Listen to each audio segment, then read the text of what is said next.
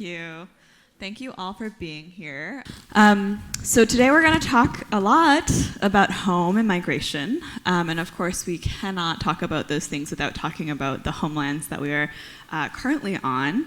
The University of Waterloo is located on the traditional lands of the neutral Anishinaabe and Haudenosaunee peoples. The earliest peoples were hunter-gatherers, of whom we know only by the artifacts they left behind. The first people encountered by Champlain were the Cholundin, the people of the deer, peaceful Iroquois.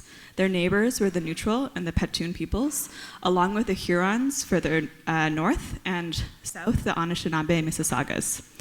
The university is located on the Haldimand Tract, which was a land granted to the Mohawk of the Six Nations that includes 10 kilometers on either side of the Grand River, and this was granted in 1794 by George III. They came here in exile from New York State on the unceded lands of Onondaga Nation, the central firekeepers of the Haudenosaunee Confederacy, and the homeland of all members of the Haudenosaunee Confederacy, which include the Mohawk, the Oneida, the Tuscarora, the Onondaga, the Cayuga, and the Seneca nations. The construction of the Erie Canalway and the development of the New York State interior, which connects to our Great Lakes, resulted in the dispossession of more than 99.97% of all land holdings in New York State, which is more than 2 million acres of land across the Six Nations by the New York State, and this was all done by 1850. They now reside on the largest by population First Nations reserve in Canada, and they are the direct neighbors of the School of Architecture. We acknowledge the generations of settlers who have made their home here amongst us, and often they were looking for refuge. The native ancestors of these lands had prepared for them. So as architects, architecture students, design students, and researchers working on this land, we have a great shared responsibility of caring for these lands, respecting the governance and ways of caring for this land that have been enacted in time since memoriam, and actively supporting Indigenous land stewardship and anti-displacement work. So these themes are themes that are also shared in the work of the speakers that we'll hear from today, so we'll continue to come back to this in our conversation. So, home.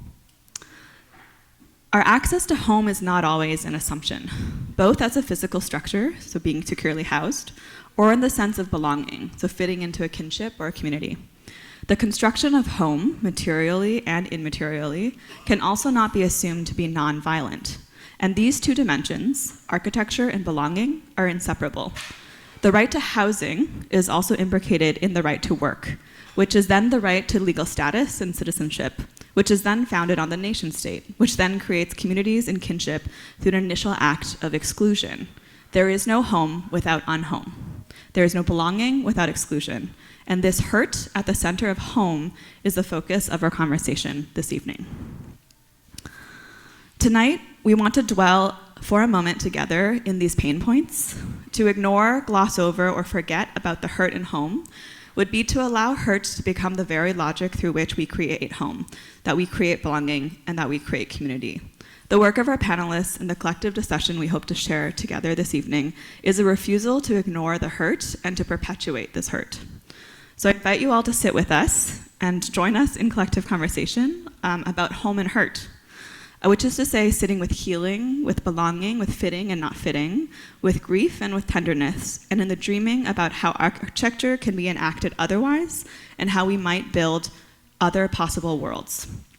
So against this context, I'll be inviting each of our panelists to introduce themselves through their work. And as Chiyi remarked in some of our early discussions as we planned this panel,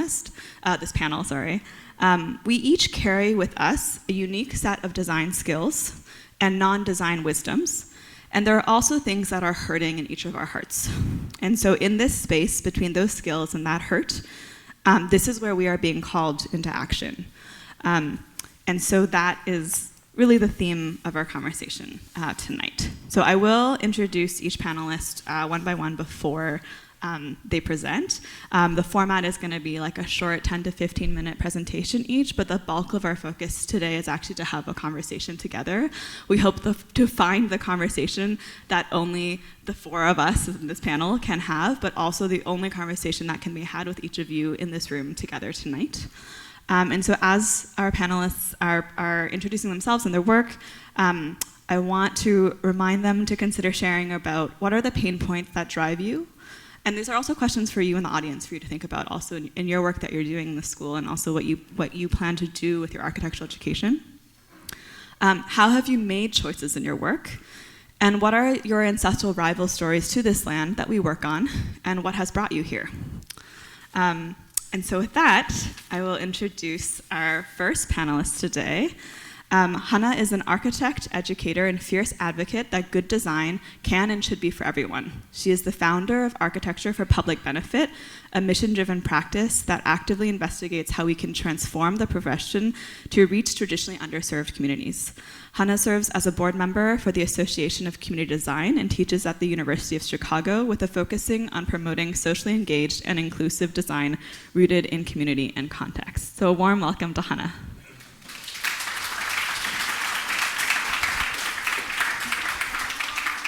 Thank you, Linda.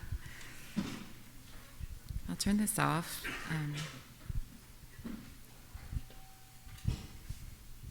All right, I just want to thank you all for coming here today. Thank you to Linda and Tara and everybody who put this together. I know it takes a lot of work to organize something like this. So tonight I'm going to be presenting work of our practice, Architecture for Public Benefit. We're a benefit corporation that's really committed to leveraging design to find new and creative ways of serving the public in private practice. We work primarily with nonprofits and mission-driven organizations to bring the power of design to all. A guiding question of our firm is how could we make good design accessible to everyone? How could we expand the traditional limits of who architects serve to reach a more inclusive and broader public? And I especially love today's conversation around home and migration because home is really often our first and most vivid memory of architecture. And in my teaching and my practice, I've really noticed that it's also a great entry point to talk about architecture because everybody has some memory and recollection of home. And it's a really great way to enter into a conversation about design with the general public. So our approach is really community-centered. We actively investigate how we can design and facilitate collective sense and meaning of home so that the work that's built is really felt like it belongs to those who co-created it with us. And that they belong in it, and it's for them. I'd like to illustrate what I mean with one project. It's titled Then a Memorial. We did it last year, and it was a collaboration with two interfaith communities in Chicago's North Lawndale neighborhood. The project was part of the Chicago Sukkah Design Festival. The festival pairs community organizations in Chicago's North Lawndale neighborhood with diverse architectural designers to construct a sukkah, which is a temporary hut that is built during the Jewish holiday of Sukkot. At its heart, the Sukkah Design Festival aims to bring members of Chicago's various neighborhoods to share experiences, build solidarity, and practice empathy. Last year, our practice contributed as a designer, and this year we're part of the organizing team and serving as the community design director. Actually, in 1 week, we're going to be opening the third cycle. So if anyone wants to come to Chicago on October 6th, we'll have the opening celebration. The project is based in Chicago's North Lawndale neighborhood. Chicago, it's a neighborhood that North Lawndale is a neighborhood with a pretty rich and diverse history. Today, the neighborhood is combating the effects of historic and systematic disinvestment from structural barriers that really inhibited the residents of North Lawndale to flourish. So from redlining to environmental racism, unequal access to resources, and the list goes on. And Chicago being a very segregated city, today over 80% of the population in North Lawndale are Black. But when the neighborhood started, it was actually first developed from an influx of refugees from the Great Chicago Fire in 1871 that profoundly transformed the city. It later became home to many Russian Jewish immigrants and Eastern Europeans. In 1946, 1/4 of the city's Jewish population lived in North Lawndale. On the left, you see a map of the Jewish institutions in the neighborhood in 1950, and on the right is the former Romanian synagogue that is currently the Stone Temple Baptist Church, a critical community partner of the Chicago Sukkah Design Festival. They serve as hosts and stewards of the lot where we have the actual festival, and they're really committed to respecting and living the legacy of North Lawndale. For the festival itself, the sukkah is designed with 2 homes in mind. The first home is the festival lot at Jamestown Freedom Square in North Lawndale on the grounds of the church. And the second is a permanent location that's designated by our community hosts. So at the festival, the sukkah is activated with programming throughout the duration of the festival, and we really are thinking about the long term of these sukkahs so that they aren't discarded after the festival, but to think about how they could be stewarded for a long, useful life. And so together in conversation with the community organization, they determine what will be the long-term home of the sukkah, and then it's moved into that space and designed with that home in mind as well. And many lots in Chicago, there are many vacant lots in Chicago, and part of this project is really thinking about a tool and a methodology for how we could reactivate some of these lots. So many of the sukkahs actually go into vacant lots and introduce new programming into the neighborhood that is stewarded by the community organization that co-designed and co-created it.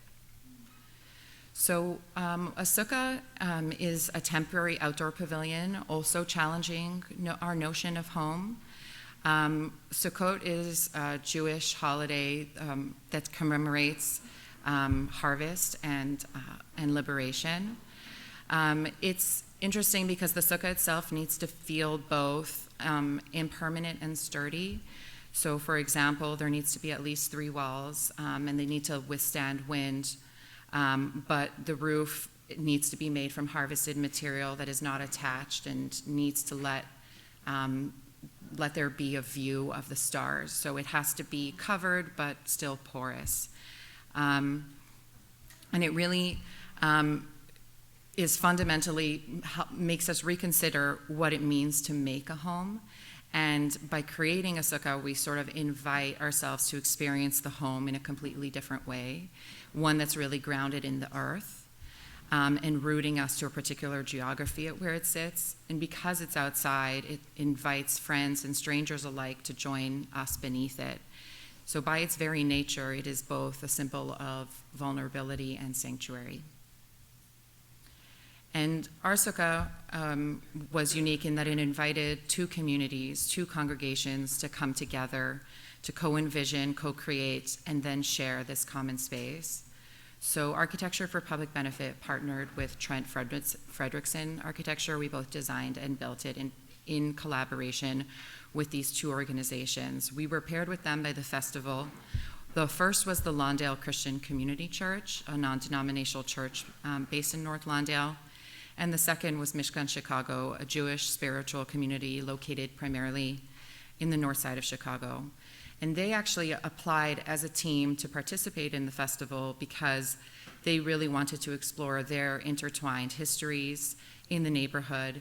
And they already had joined in fellowship and dialogue at a Sunday morning worship, a Friday night service, and on 2 festival days for Tisha B'Av and Martin Luther King Day. So they already had really been exploring their shared histories and wanted to continue this relationship through building this sukkah that would then go to the Lawndale Christian Community Church.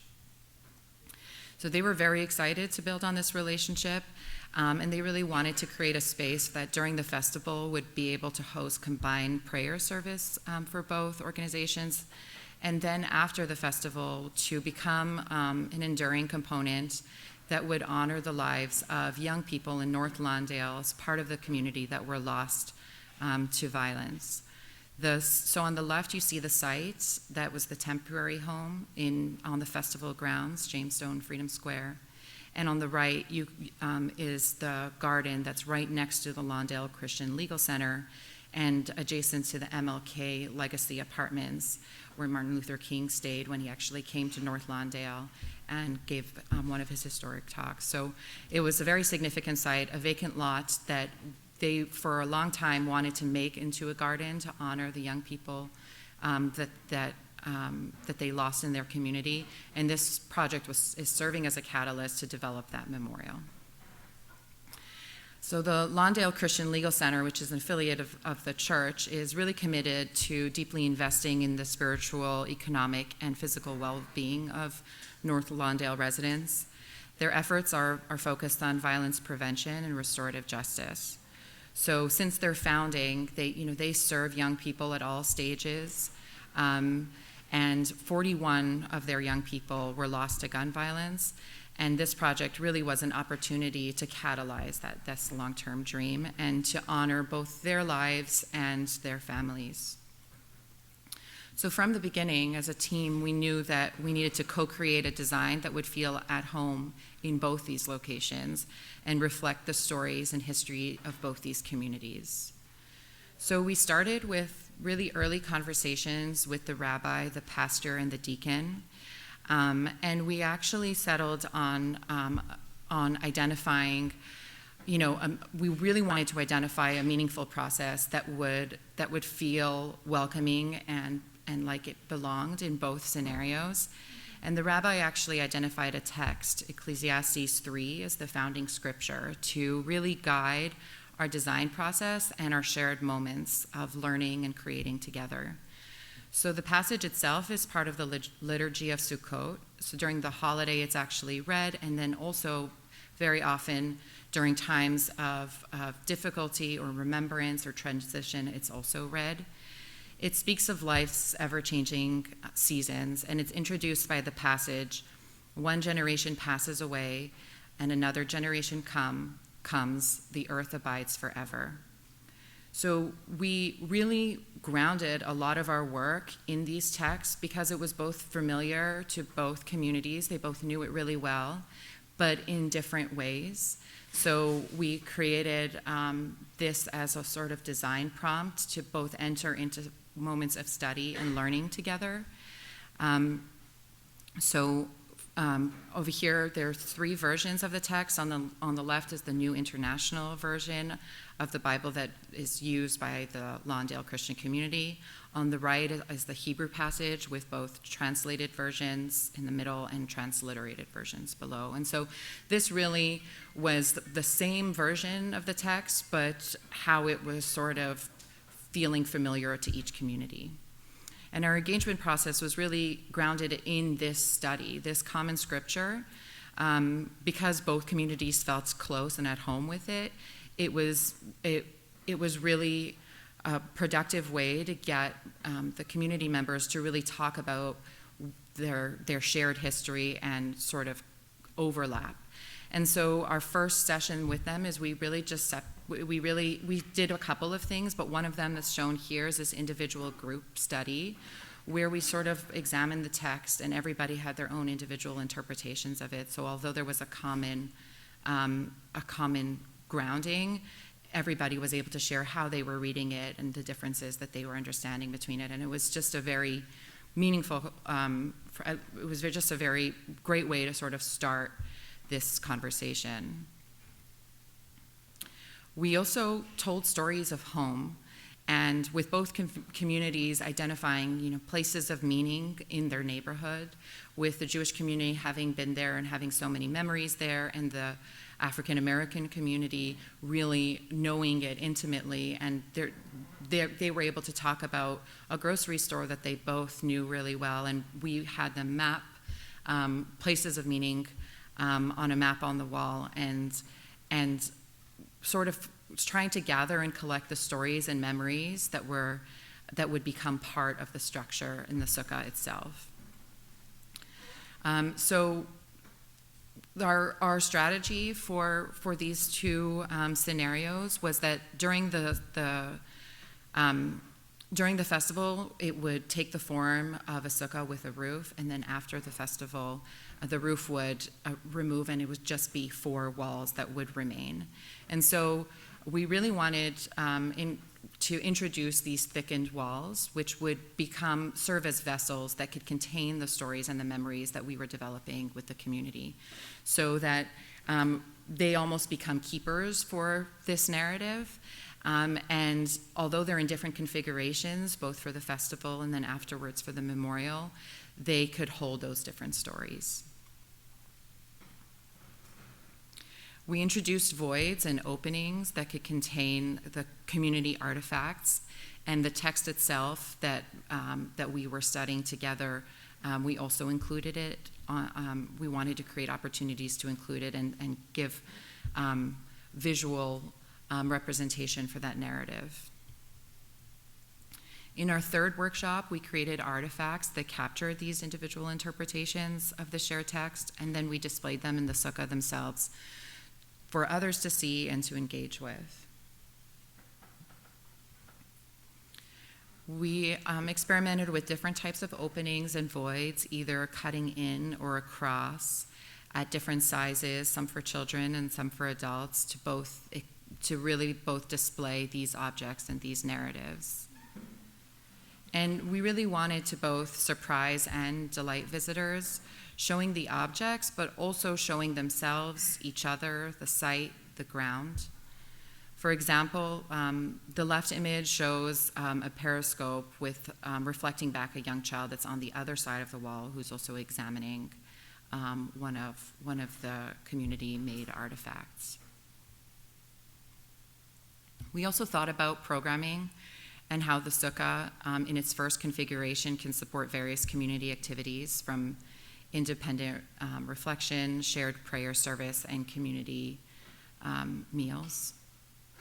During the festival, the two communities that designed and co-created it came together for song, worship, with, here you see on the left the Rabbi Lizzie, and on the right, Pastor Jay. And it was just a wonderful moment where the thing that they created, they were actually able to use and share together.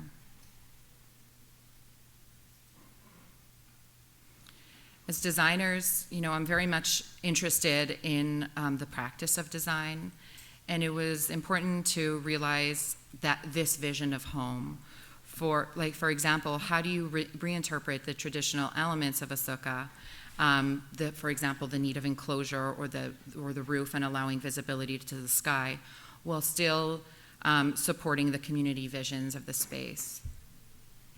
So we worked with Goodfried Magruder Structure, and they helped us ensure that the space would be open, feel light and welcoming, and still not, fall over, which we were nervous about. Honestly, we weren't able to, do too much of a permanent foundation. So actually, our strategy was to create these hollow boxes that we put big sandbags in underneath. So we thought about really this question of how it could be grounded to the earth, how it could be constructed, and how it could highlight the community-made artifacts. We also thought about how it could be transported to both its first home and its second home. And really the project was an exercise in working collaboratively and considering how we can transform a temporary structure into a meaningful community asset. And the church will be working now with a Lawndale-based designer and a committee that they formed to develop the memorial. And as their partners, we really wanted to give them agency to engage in their own design process that would be meaningful for their community garden. And so we really wanted to develop a scheme that would be flexible and that could respond to their strategy for the garden. And so by creating these individual walls, they could use them both in how they aggregated on the site, but also in what they choose to put and display in the voids. So the objects that were placed there could be changed, and the meaning and the context could be changed. But the walls really are enduring. And the scripture that really was the sense of home for the entire project was etched on a reflected plane with the text there and the reflection of the viewer showing, bringing really the origin of the structure and its future life on full display for everybody to enjoy. So that's it. Thank you very much. I really hope you guys, I know there are two others, but think about maybe how you can engage in this discussion on this topic of home. We'd really love to hear from all of you. I also put my email if anyone ever wants to reach out, and we update our Instagram every once in a while. Yeah, thank you.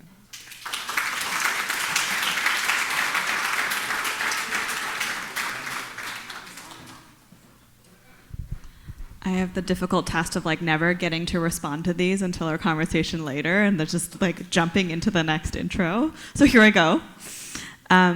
Born and raised in Johannesburg, South Africa, Ozayr now lives and works among the never-surrendered stolen earths, airs, and waters of the Algonquin Anishinaabe peoples in so-called Ottawa.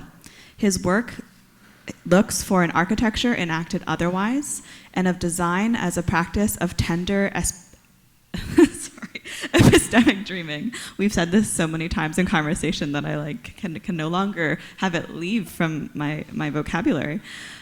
He's currently a professor of architecture at Carleton University, cross-appointed in African Studies, faculty at the Carleton Center for the Study of Islam, and the associate editor of the, oh my God, really stumbling today, associate editor of design for the Journal of Architectural Education. So a big warm welcome to Ozayr.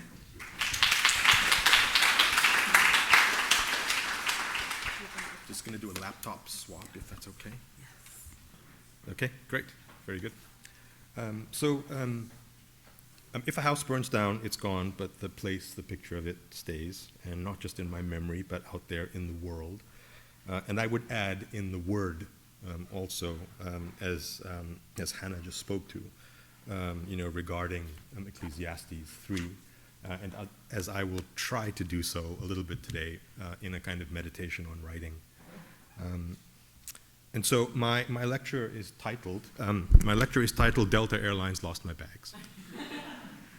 And I want to start by actually saying thank you very much to Linda, to Tara, and to Jane for the wonderful invitation to be here with all of you. Thank you all for coming. It's really it's an honor to be with Hannah and Chiyi, this evening, and to be in conversation with all of you. I'm going to orbit through a little recent work, just dipping maybe one or two toes into the ocean of this topic, and through mostly a migration on some ideas of home, of institutions, and through, as Jonathan Hill said, of writing as an architectural practice. And so when I took my first tenure-track job and moved to Minneapolis, we flew into the Twin Cities, and Delta lost our bags. They told us to stick around, to go to the mall, and so we did. And we encountered this magnificence. It was me, a South African, my pregnant British wife, and a ridiculously cute but exhausted and very weepy 2-year-old. My then boss, sensing my discomfort and my apprehension about leaving my parents, Jen's parents, my grandmother, my cousins, my family, Jen's family, during her pitch for the job, after I had been offered the position, told me that architecture was inherently nomadic. And so she intended it really as a kind of gentle understanding of a difficult decision, and as one of the professional necessities of academia, that you have to move a lot. And she meant it, of course, geographically, but it's become, going into 3 decades of teaching, to mean so much more to me than just a cartographic position. It's a constant home seeking at all levels, both positional, institutional, academic. As a South African who grew up in apartheid era Joburg, I lived in a segregated neighborhood, and I went to a segregated school. And as we were talking last night at dinner, I mentioned to my wonderful colleagues here a story about my uncle, who is very, very dark-skinned for a man of South Asian descent, and how he met my aunt on a hike. While he was hiking through Europe, and my aunt is just slightly shorter than I am. She's about 6 foot. She's blonde, blue-eyed, Swedish, and when they traveled to South Africa with their children, they couldn't be in the same car together. They couldn't be on the same street together. They couldn't hold hands. The children had to travel with my aunt, which was better than traveling with my uncle. And so Lindsay Bremner here in this text, which I referenced yesterday at Harsh's thesis also, talks about how epistemic and political institutions keep us moving between the fragments of our lives. She's referencing, of course, South Africa, but this is also very applicable today here in so-called Canada, in the United States, in many places. And Sisonke Simang, a brilliant writer, they're actually both South Africans, talks about nomadism as something that can, if you're careful, actually keep you in sight of home. And this nomadism, for me, has grown into a kind of perennial question of fit, of where and when and how and why do I fit here or not here, there or not there, disciplinarily, epistemically, culturally, politically, socially even, and of that question of fit really as a kind of, as a search for home. And that, in quotation marks, home, disciplinary home, departmental home, tenure home in university speak, perhaps for many of us here as faculty or as students or as staff, is the university. And we know how it's home for some, but not for others, how it's a refuge for some ideas, but not all, locative maybe for theory, but definitely not for practice. And these are two recent pieces that I keep coming back to. Professor Sam Catlin writes about this in his essay, "The Campus Does Not Exist." And Amy Wong, brilliantly in her essay, "The University is Making Us Unwell," really an essay about sort of model minoritization, but also just about the institution and its challenges. She writes, quote, "In times like ours, when the world is one way, but, quote, our leaders and media institutions insist that it is, in fact, this other way, becoming curious about our symptoms becomes an important political act of resisting everyday gaslighting under a liberal capitalist state that is telling us that all is well.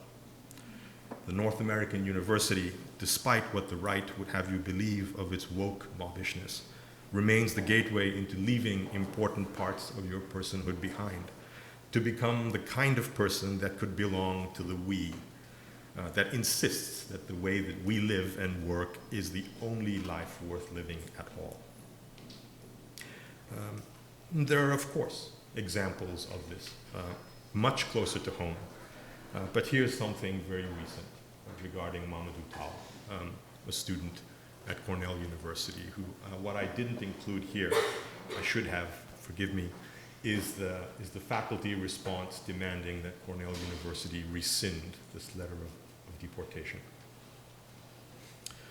And so the infidelities issue of the Journal of Architectural Education, getting to the writing, I promise, was an attempt to reckon with many of the questions and ideas that are touched on in those fragments of text by Lindsay Bremner, by Sisonke Simang, by the words of Sam Catlin, by the words of Amy Wong. And our call for papers for this issue started with the question, what does it mean to be loyal to an institution, to a discipline, to practice, to yourself? What loyalties are we required, potentially punitively, to perform, to practice, to uphold, to laud, to celebrate? What allegiances, geographic, cultural, and political, are mandated? What are the quiet parts that we're not allowed to say out loud? And so as for Muslim scholars wrestling with these questions at institutions of various designs and shapes, these were the prompts that sort of underwrote, if you will, our desire to kind of engage with this question of loyalty. And so the call for papers continued, quote, "The colonial inheritance that shapes the grounds of academia tends to only consider certain forms of knowledge as legitimate, to have a certain fidelity, and to be following a rigorous and particular methodology. Paradoxically, methodology becomes the crutch to evade meaningful processes of epistemic depositioning and repositioning." And so infidelities went into editorial production during the earliest stages of the ongoing genocide in Gaza. And what that affirmed for me, at least, as an individual, as a Muslim, as a South African, as someone who's still convinced that he's an imposter in a school of architecture, really affirmed the kind of precarious instability of many institutions, political, legal, academic, as well as the instability of disciplinary homes and methods. Of course, not all is terrible. So I mentioned earlier Jonathan Hill, who said when I was a very apprehensive doctoral student, very uncertain about my own way of writing at the Bartlett, and I still am, both apprehensive about my, definitely my writing and also, my teaching. But he said about his writing, quote, that his writing was his architectural practice. And for me, that was an incredible moment of liberation. It was a way to think about a practice of engaging spatially that allowed me to move and stay still at the same time. And of the uncertainty of words and grammar, Palestinian writer Niki Katura writes, "But while I repeat ad nauseum that writing is futile, I know for a fact that it can do something. And if writing didn't matter, why did I write this text that he wrote?"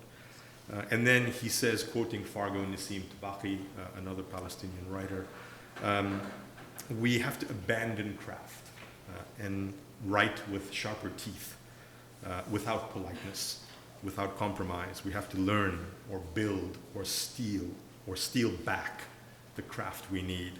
And this stealing back maybe is an echo of Fred Moten and Stefano Harney and La Paperson when they talk about the university and of how another university is possible. And maybe other institutions might be possible too. And so I find it really hard to characterize my own creative practice. And while I do design things, and I teach, and I probably sit on way too many committees, writing has really been a primary preoccupation for me. And I think in part why I took the JAE design editor position. Forgive me, it's starting to feel like this is like a therapy couch, and all of you are like listening to me. But I think that my work tries to sit like with and against this institutional epistemic flux and tries to grapple, hopefully, uncompromisingly, but also tenderly, with that contested terrain of home and its denials, of movements, of migrations, of the kinetic and static fluxes of fit. The Little Things, and you don't have to read all of this, but The Little Things was a meditation that linked a dining room and a table at an Airbnb in Zurich that we stayed in briefly on one of our study abroad trips that my family would travel with me on. So it linked this table in this dining room with a dining room table in a very ordinary home in Gaza that served as a field amputation bed for Dr. Hani Beseso as he operated on his 16-year-old niece in a kind of makeshift field hospital. That text found its home in a strange and wonderful journal called Janus Unbound. So not in any sort of, conventional, I would argue, publication. Hit and Run, published in the Avery Review, was a trans-historical meditation on sites of violence, moving between Hyde Park in London, a site that I visited quite often during my doctoral work, and Hyde Park Road in London, Ontario, where the Afzal family was murdered in a hit and run by a young man wearing a Crusader t-shirt driving a white pickup truck. This narrative here of the Avery Review is bookended by that event in June 2021 when the Afzal family was actually going out for a walk one evening. And by a walk that I didn't take with my family, a few days later. And the text concludes, I'm sorry, the spoiler alert, but the text concludes with this wonderful poem by Banu Kapil and her 12 questions, which basically asks us to consider questions of home. And the text was written unconventionally as a kind of epistolary format, a letter to myself, from myself to myself. Very grateful to the Avery Review for publishing that. Worlds began as an editorial that I retracted because it wasn't right for the space that I was actually considering it for. It found a home instead at Scroop, a student-run publication from Cambridge University, and I learned that a former Carleton student was now one of its editors, which was an amazing homecoming for me in some sort, that a former student was now looking at my words and editing my words. It was really quite wonderful, which is a very different kind of homecoming. This is a sneak peek of the text in progress with Jerry's incredible comments. And it's responding here to Achille Mbembe's idea of this enclosure. And the text is very tentatively titled apostrophe S, which is a riff on Eileen Morton Robinson's incredible book, The White Possessive. And it's a meditation in turn on breaking out and on moving, on resisting enclosure, on resisting inertias, on resisting silences, which I'm now actually theorizing as a form of architectural theory, of silence as a form of architectural theory and practice. And to resist, as Amy Wong said, leaving the important parts of your personhood behind. Almost done. This meditation on home and migration, I think, wonders how we as designers, and maybe to you as students, can enact a spatial practice otherwise. How you can design with sharper teeth, without politeness, without compromise, but still remain tender, while moving not only through, and this is a reference to an incredible JAE issue that we did earlier, both for and against a broken world. I don't know that I have the answer for that for all of you. Much smarter people have grappled with this question, like Hannah and Chiyi and Linda. And so it's an ongoing question, I think, in this dialogue of thinking about what is fit. So I started with a theme park, and I'll end with one as well. A little big one, Mini Turk in Istanbul, because not all fragments and belongings are unwelcome. And so this is a more recent piece on similar questions, but a disclaimer that I feel I have to give sometimes is that I promise not all of my work is sad or angry. This is a bemused spatial walk through how geographies, times, sites, and politics, and how those narratives elide or obfuscate or augment particular notions of home and belonging. In this way, some nomadic meanderings, maybe like this one, actually become more fully home than perhaps we even know at the time. And so perhaps what my work tries to do and tries to respond to are the disciplinary and epistemic institutions, their collapses, their aspirations, their decays, their resurgences. But maybe it shouldn't respond to them at all. I'm not quite sure, because institutions like campuses, as Sam Catlin says, maybe they don't exist. Or maybe it's just really about trying to come to terms with the possibilities and impossibilities of home and the ceaseless moving to try to find it. Delta did find our bags. Thank you very much.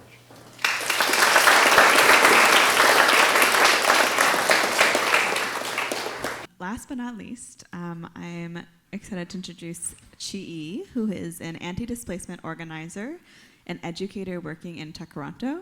She was born and raised between unceded Coast Salish lands and waters, which you might know as Vancouver, as well as the city of Hong Kong. She is the managing director of the Toronto Chinatown Land Trust, where she uses her urban planning training to take properties off the speculative market and back into democratic community stewardship in perpetuity, permanently. Big welcome to Chiyi.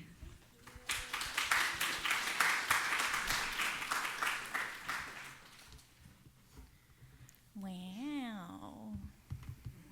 Don't forget to stretch. It's been an hour, friends. Just a little, yeah, and then left. Yeah, nice. Good, good, good. My name is Chiyi. My pronouns are she and her. I'm not from Ontario, as you heard. And so my references and the relationship to land we have is super different. Unceded means literally unceded. Like nobody tried to make a purchase agreement for most of the west coast of Canada. There was not even like the pretense of a treaty, as unequal as treaties are, to like say, I'm gonna pay you like 10 blankets for miles and miles of land. So it's actually very shocking to come here and learn about them, because community land trusts, which I'm sure you know I'm a big nerd about, and maybe you've heard of a community land trust, are fundamentally about breaking apart the private property system and then reimagining, okay, well then how would we make decisions about our home together without private property? And imagine the next world. So to give you context, this is the Venn diagram that Linda mentioned at our opening, which was our opening prompt. And I was gifted this thinking framework from a lovely youth leadership cohort when I felt super lost about whether or not I should go to grad school, and then everyone was saying that going to grad school because you feel lost is a really bad idea, to a bad reason to go to grad school. So this was a way better evaluation tool to figure out, okay, I think I do have a legitimate reason to go to urban planning school, and it's very helpful to have heard you talk about your relationship to anger just now in the end, because I applied to urban planning school super angry. I wanted revenge. So I can tell you the two sides of my Venn diagram, what is hurting my heart and what I would describe as the unique skills and joys in community that I was able to find, and then how my work fits in the middle now. These are photos of the lead up to the construction of Toronto's City Hall as it stands today. Maybe you've seen it in downtown Toronto. The void space there, Linda teaches me in her journal entry to Infidelities that Ozayr just talked about, that this was maybe one of the first instances of manual Photoshop in Toronto's architectural history, to choose to cut meticulously a piece of paper over a black and white image to make it seem like there isn't homes under there for you to just be able to develop Toronto City Hall. I can tell you what's underneath that void space is Toronto's first Chinatown, and it no longer exists. That's where Chinatown actually is. The Chinatown that you've been to in Toronto's downtown, east or west, are second Chinatowns, maybe even third Chinatowns, depending on which story you've been told. I was shocked, because I'm from Vancouver's Chinatown. Most other North American Chinatowns, especially the ones in the West Coast, are in their historic locations. They're usually inherited and co-located with Black communities, historic Jewish markets, right next to some major environmental pollution incident or urban renewal project, where there's the poorest people, the most marginalized people, and in some cases legally mandated to be confined in those spaces. And so always you would find Jewish and Black and Chinese life in early colonial systems be co-located in this way. And that was true for everyone, and that's why most Chinatowns remain next to a train station and etc., but not Toronto's Chinatowns. So that hurts. And then specifically, the new version of what is offensive about the way Chinatown is currently iterating is the way that this hurts your heart. I don't even need to explain the loss that happens between that super colorful photo in the middle to this. It is a color photo, but it seems like there is no color in it. That's the amazing thing about this photo on the right, isn't it? This address is at St. Andrew Street and Spadina. You've been to it if you're looking for some of the best pho in downtown Toronto.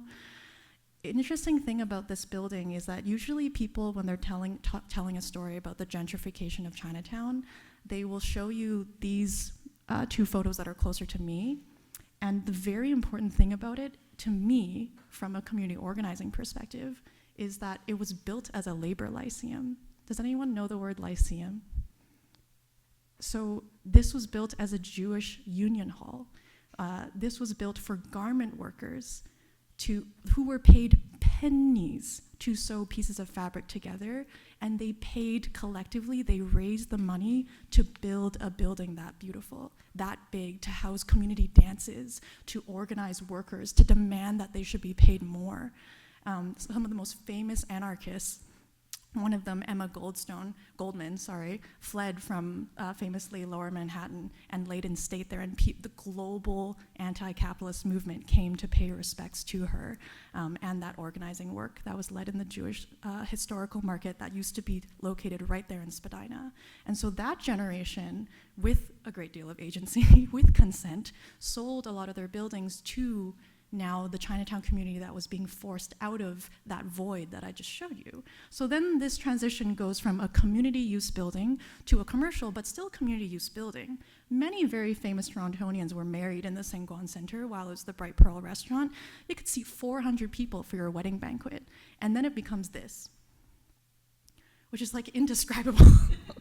It's so ugly, it actually hurts. Like, it's uglier in person, I promise you. And because you're not adding height, because you're not doing anything to it, you literally just changed the colors on the facade and made it less Chinese. There's no permit that's needed for this. There's no community consultation process that is needed for this. So basically, if you're from Toronto, you wake up one day and suddenly the building looks like this. Imagine the heartbreak, the added heartbreak because there's surprise. And it just felt so intimate because it was so mundane. The store sold $5 t-shirts, you know? What also hurts is that the existing leadership of Chinatown's community, we can't pretend like there isn't community power in Chinatown. There are long-standing civic associations, businessmen's associations, and the current next generation of folks in Toronto's Chinatown, for those of us who are younger, a lot of us queer, feel deeply unrepresented. And I'm sure you have this uncle in your family that makes you feel excluded from your own home. You have a version of this at a dinner table conversation trying to talk about Palestine. You have a version of this in many other ways, not being able to come out, etc. This kind of grief at like a community scale, at a neighborhood scale, it was just like getting to be too much. And so all of these things happened at the same time as really specific skills and joys started intervening with the urban planning landscape. So I had nothing to do with this, but Friends of Chinatown Toronto decided they were tired of the way urban planning and architecture was screwing over Chinatown without their consent. So these are like the blue typical notice signs. Yes, you recognize them if you've done any kind of planning study from the Toronto city area specifically. They made a parody of it. They made a parody of it in red. It was such a simple visual art, public art intervention, directed people to their own organizing Instagram instead to say, learn more if you don't like the idea of not knowing that there's a 15-story building with 200 units of luxury market rental housing going up right next to you. And if you would like to be consulted and participate, click here. Many seniors in the community attributed that sign to be the reason that they actually learned something was going on. Later, the city was so ashamed of that parody that we, in 2019, this is very recent, forced the city to, for the first time, translate a development notice sign. They have never done that before, not even to French, which is an official language of Canada. Another unique skill enjoying community, instigating shit on Instagram. So if you're gonna not consult us about building a luxury 15 market building, the next gen of Chinatown can mobilize. If you're gonna try and make the community consultation meeting deeply inaccessible and in a university lecture room, which university students can barely navigate lecture rooms and find them on time, how could a senior find them? But trust the community showed up, and the way we stormed their Zoom meetings beyond capacity. This is a very, very unique skill that seems very, very unique to this generation's organizing. We also have so many joys. We have like really specific things we can do for fun that sustain and give us more energy instead of just constantly being in this like fight or flight and like angry mode all the time about the neighborhood changing, and being able to like rest and heal and celebrate and do all sorts of other things in super diverse ways. In the center, you can see Milkshook, who you should definitely follow on Instagram, doing a second annual drag performance at our annual general meeting. This just happened last month. Then the middle of the Venn diagram. So, okay, I'm going to urban planning school. that's all happening. The hurtful things and also the cool and joyful things. And the space where they merged together was so fascinating. What is a more satisfying way to use the fact that I'm stuck in a studio all day and have to produce 7 maps to get a grade? Okay, why don't I try and make a map that I can't find in the city system to prove a point about the fact that gentrification is not natural. The eviction of people is not natural.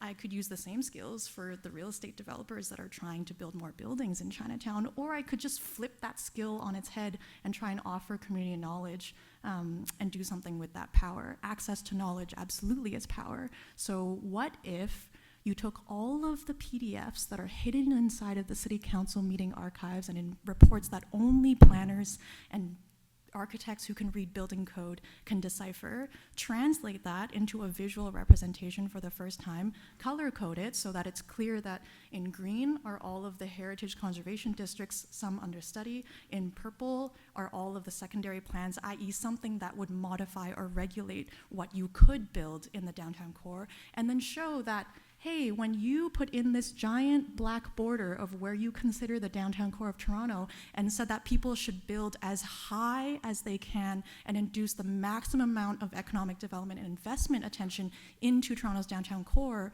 when you said that, it was not fair game. It was not equal, everybody in downtown got that treatment.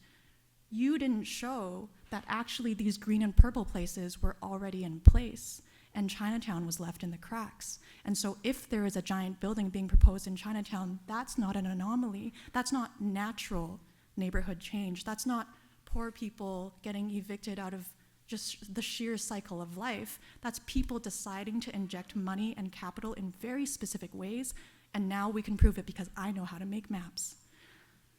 The city planners themselves had never seen this map before. It blew their minds. The other thing we can do, now that we've gone to urban planning school, is we can have community lead our research directions. So the same skills I would use for a developer to go find out who owns all of the adjacent properties, what do they plan to do with them, how many sales have happened recently, what is the existing zoning for what people can buy and sell, and how does that impact the risk at which they would be lost to community use. We can categorize that, we can inventory that. So we did that. We've done a lot of research projects like that. I have a giant database about every single piece of property in West Chinatown.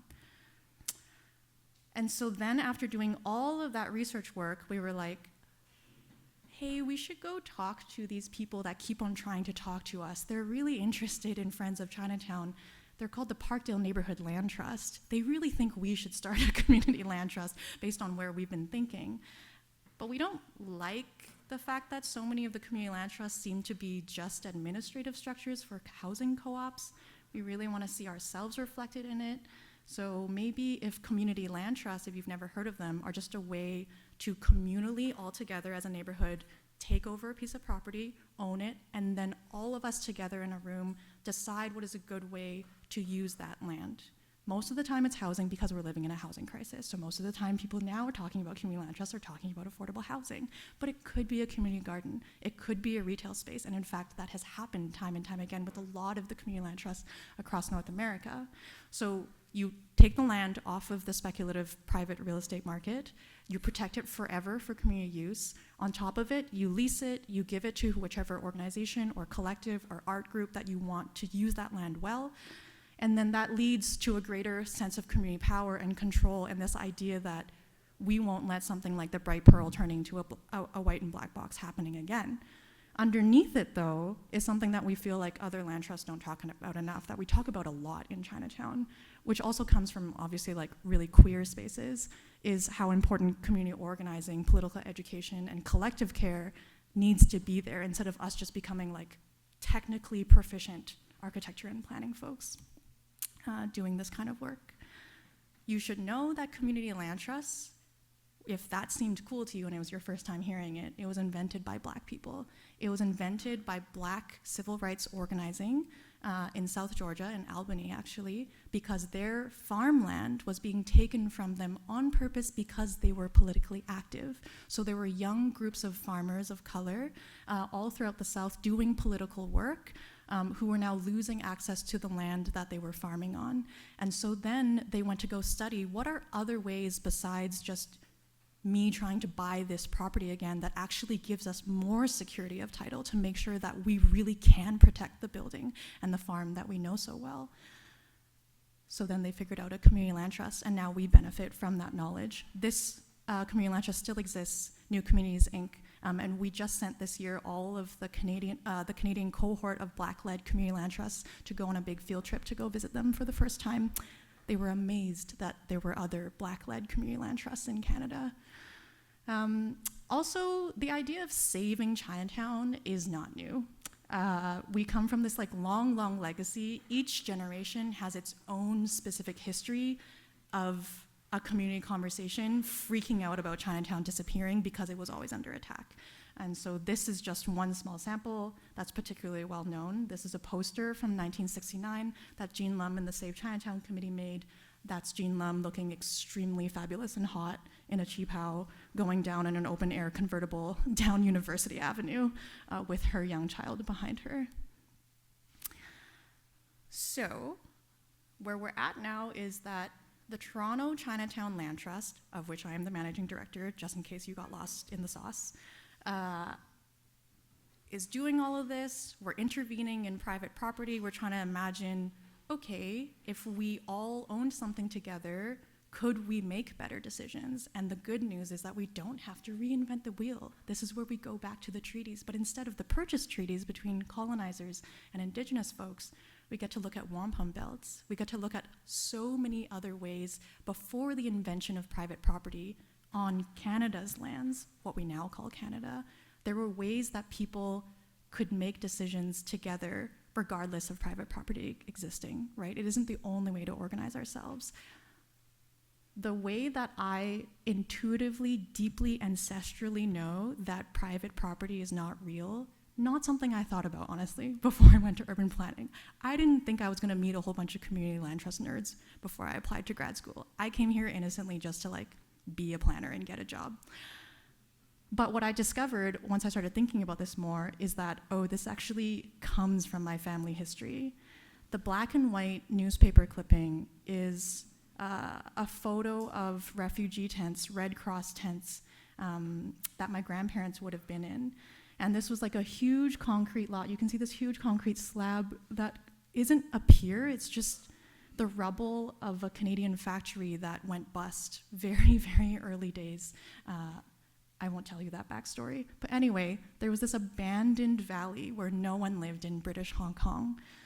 And British Hong Kong was being absolutely overwhelmed with the Civil War and refugees fleeing. So the Nationalist Party members, a lot of them obviously fled to Taiwan, where the Chinese government there is today. But for those who didn't make it to Taiwan, especially the amputees and the veterans who couldn't cross a boat, they ended up here, this place called Rennie's Mill, named after that mill ground there. There was nothing there. They just had tents. But then slowly those tents evolved. People found pieces of corrugated metal. People brought home brick pieces. People started pouring concrete. People stole ID to go work a day at the factory to bring home more materials. And then slowly, that's a photo from the 50s, it becomes a glittering seaside town. Still, there's no private property. It's an encampment that we would call today in Canada in our public parks. It's the exact same thing. My grandparents built this village alongside a whole bunch of encampment residents. So I know it's possible. The way we think about it here is completely flipped on its head. And in the end, they were granted private property, which must mean that the whole thing is made up. What does it mean that they were granted private property? So instead of the way we think about encampments now, what the British government did in Hong Kong was they sent out a whole range of GIS nerds, urban planning nerds, policymakers to go and survey and interview, literally geologically land survey, and also qualitatively survey the residents to ask, where do you think your home begins and your neighbor's home ends? And then they put it on a piece of map, and then they gave them a piece of paper in English, and then suddenly they owned the home that they had built. So is private property real? What is that? You can just decide to do that. So if you could decide to do that, and this only happened in the 60s, then we can decide to undo that, right? That was like the huge provocation that led me back into, oh, doing community land trust stuff really makes sense now. And so I feel very at home in the middle of my Venn diagram, and I hope you find yours. I can't wait to talk to you guys all together. Thanks for listening. These are photos of the members.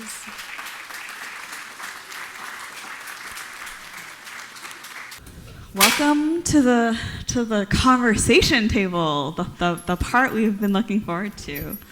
Once we get the lights up, we'll be able to see you, so we'll be able to be more in conversation together. But I wanted to start us off with grieving and healing. So thinking about the specific pain points that call us into action, but also the role of tenderness. And so, in a world built on exclusion and with violence, how do you cultivate tenderness in your work? How do you reconcile the violence that is home building in the property system with the need for tenderness, healing, and care in the spaces that you create? And how do you also maintain the energy and capacity to continue to have space for care and for healing?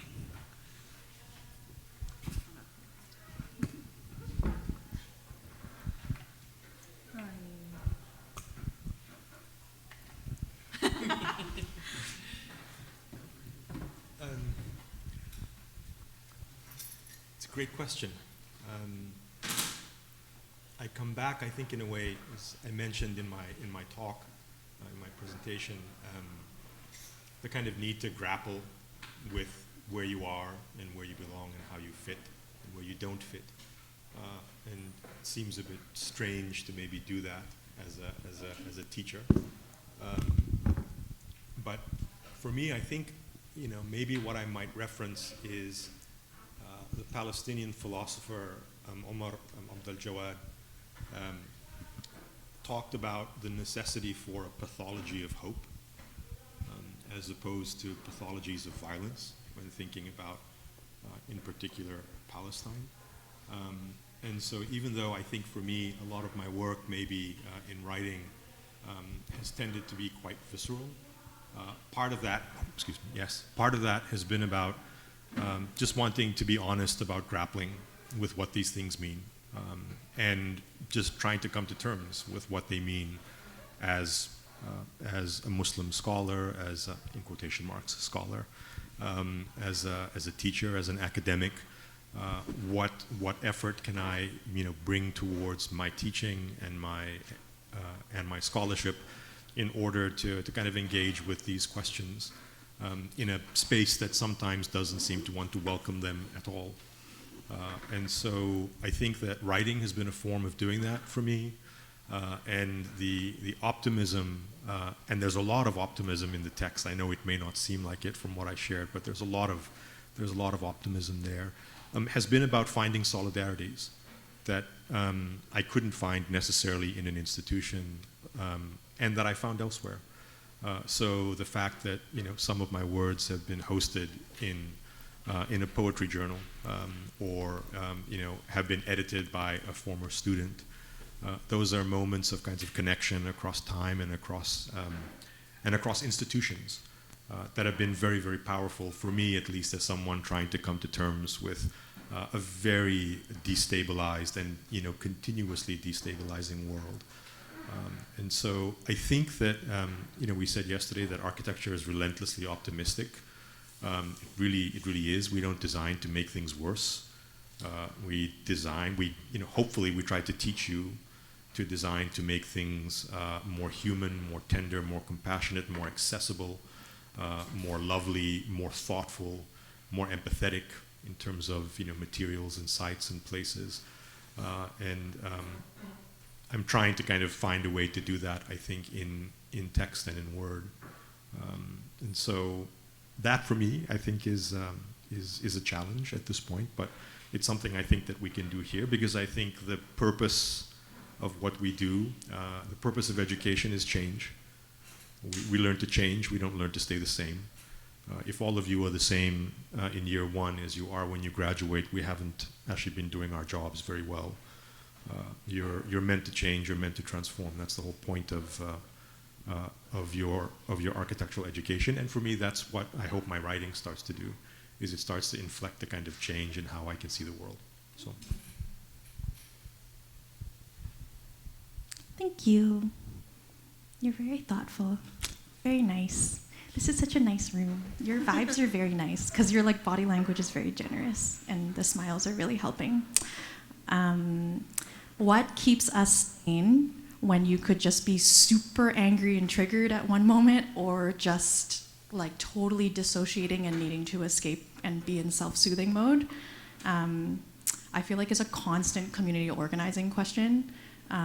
Actually, no longer a community organizing question. I feel like just an existence question now for people who don't even consider themselves politically active or that woke, but just like you're on the internet. Like the first thing on our phone screens, like with your consent or not, is gonna hit you that way. Some lessons I've been gifted in Chinatown that have been very important is this reminder that the opposite of dispossession, which if you claw back the whys behind why you don't feel good, is some form of dispossession from your friends, from your lands, from your histories, from your culture, from your language, from being able to understand your grandma, whatever it is. The opposite of dispossession may not be possession. It might not actually like be about obtaining the thing. We think about possession a lot because I think about private property a lot. The opposite of dispossession might be belonging instead, which is where you are possessed by something else, by community. And putting yourself in that vulnerable position and being open to it is like a daily, constant practice in the way that you would have to go to the gym. You have to like stretch yourself in this muscle for your own sanity. And that was a teaching from Leanne Simpson, who's an Anishinaabe philosopher based here. So that was one of the best answers I've been given. But actually knowing the difference between self-soothing and self-care was also like a total breakthrough point for me while I was still in school. Someone sent me Deanna Zant's comic. You guys should definitely find it. It's just a 4-panel comic. There's like nothing to read. Sorry, that's my like stereotype of architecture school coming from planning is that y'all don't read. Sorry to the writer, architects.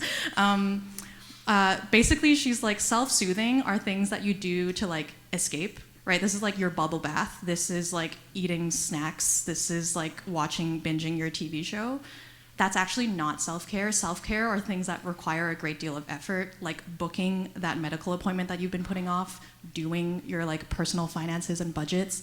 That's like, there's like a level of care work, like it's actual work that you're putting back into yourself that self-soothing activities don't. And the fact that the internet just kind of like talks about those two things as the same thing means that your tank keeps on getting depleted.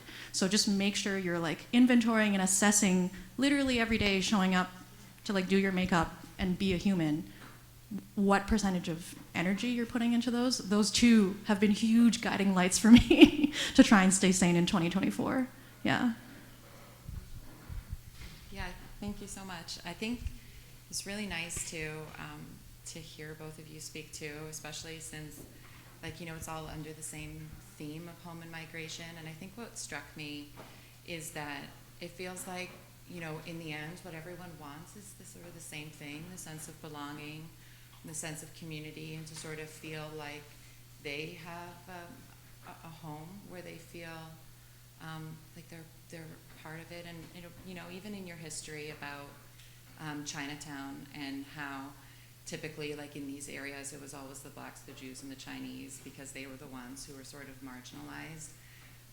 I think that speaks to it even more, that you know, this real need to actually realize that we all want the same thing, and because of that we could come together and really even broaden this term of solidarity to be even across, let's say, party lines, or what we would really define as my group versus your group.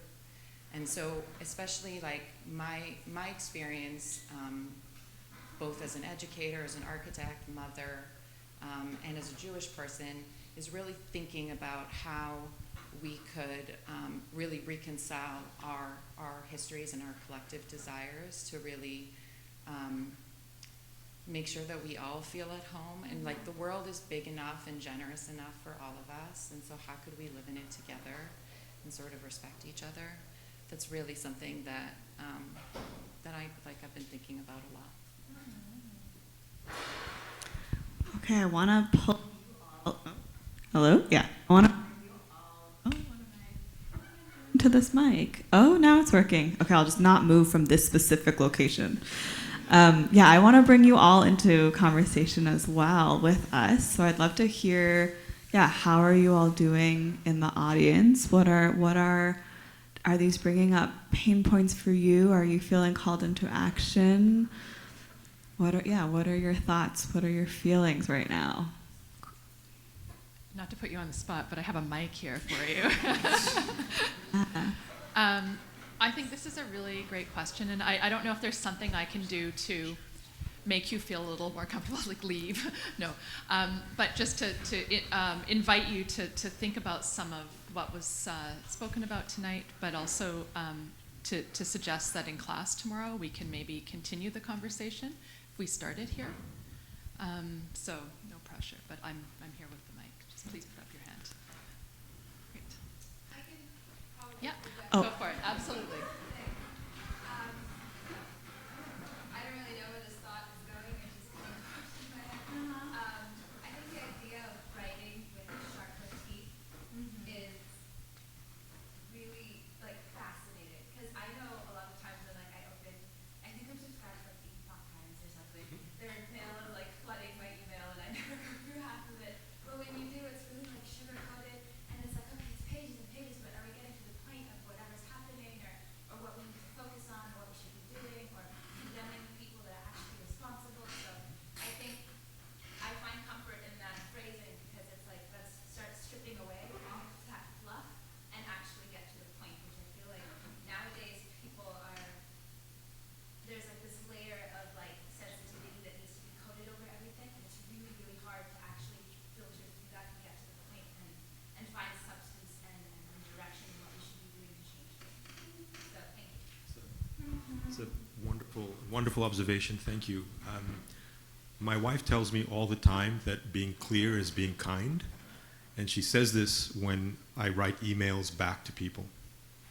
And I write a lot of emails, and they usually start with, like, dear so and so, I hope you're well. How's your cat? You mentioned, last year when I saw you that so and so was doing this.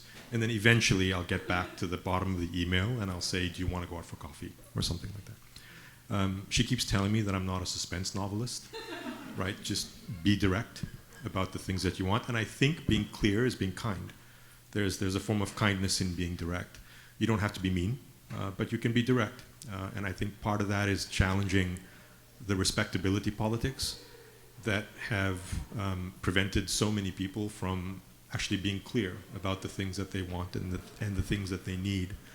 I thought really hard about including this one reference in the lecture, and I didn't because there's a swear word involved, and it's the F word, and I don't know if I'm allowed to say that or not. I don't want to. Is this being recorded or televised? It is. Okay, so I shouldn't. In the reference to Fargo Nassim Tabachi, where he writes that we have to, sharpen our craft. We have to write with sharper teeth, so that we can steal back our craft. I thought about including a poem actually by the poet Noor Hindi, which I'm sure some of you know it. Basically begins as a title for the poem, F your lecture on craft, my people are dying. That's the title of the poem, which is an incredible title for a poem, I thought, because it just sort of cuts to the chase of what the essence of that text is. It's of course not to say that craft is not beautiful and it's not necessary and it's not important, but being clear is also being kind. And so I think that I would encourage uncompromising, but also wise ways of communicating, and to do that with sharper teeth, but always to do that with tenderness. that it's always about that compassion. That to me is like the essence of writing and in a way the essence of designing. So, wonderful question. Thank you.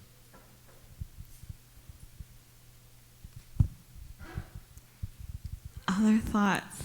Things that it brought up for you. Doesn't have to be a fully formed, question or comment. We just want to hear how you're feeling. What resonated with you? What you're, in this moment that we're in right now, what are you thinking about? The idea of home being like a pain kind of made me think of my parents the way they view their home country. In a way that overly simplifies it. The politics in India are not great.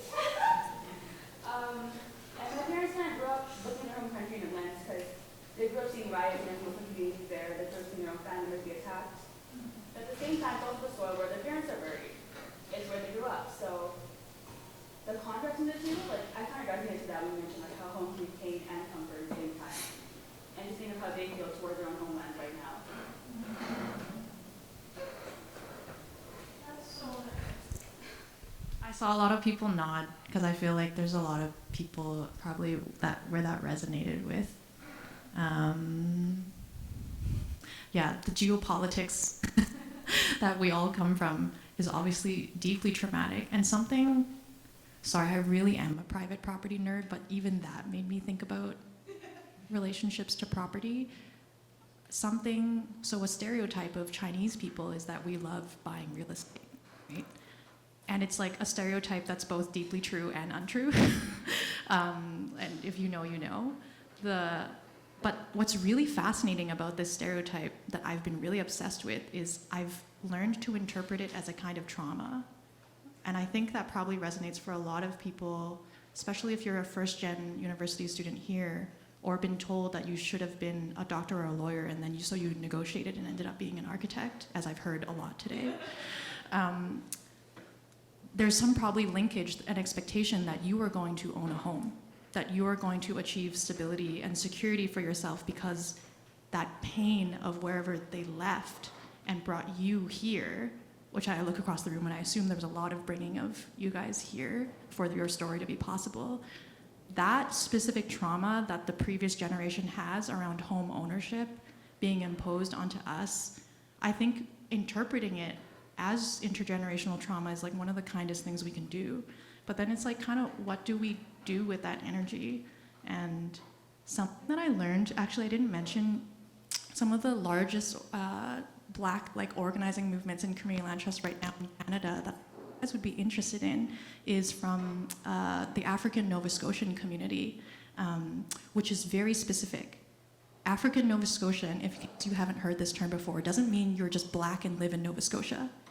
It specifically, ANS, means that you are a descendant of families from 400 years ago who fought for the Loyalists, and you were granted land in Nova Scotia by King George III himself, and probably intermarried with the Mi'kmaq people, and so you're probably also Black and Indigenous. And those ANS community land trusts have a fascinating relationship to property because they've never been granted their property title. Canada has screwed them over again and again and reneged on recognizing that title. So they still don't own the land that they've been promised 400 years ago that they can prove with paperwork and clear genealogy.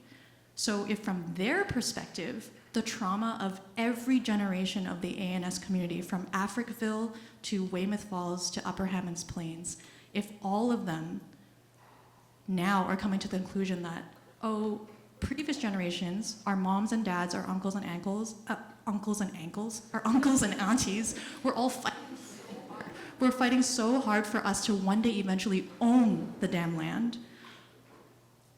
I'm amazed that the current generation that's on TikTok is generous enough to say that we've healed enough to let go of that dream. A better way to steward this future is for us to organize as a community land trust, and instead of gaining the possession of the private property, return the land to being land, which is to say that the land is in relationship with you somehow and creating community with you somehow. And that feels deeply important somehow, and very related, I feel like, to what you guys shared, with like just like being like healing and interpreting memorial super differently, because it's so toxic, the kinds of memorial that people build sometimes, where the whole purpose is for them to like obsessively hang on to that hurt. And there are objects in people's homes where that feels like it's a representation of that kind of trauma.